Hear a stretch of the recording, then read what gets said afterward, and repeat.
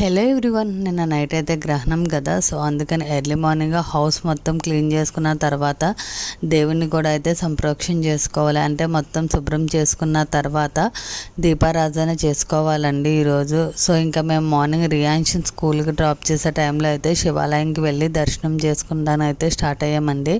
ఇంక ఈరోజు మండే గ్రహణం వల్ల అయితే ఫుల్ జనం ఉన్నారండి అసలు.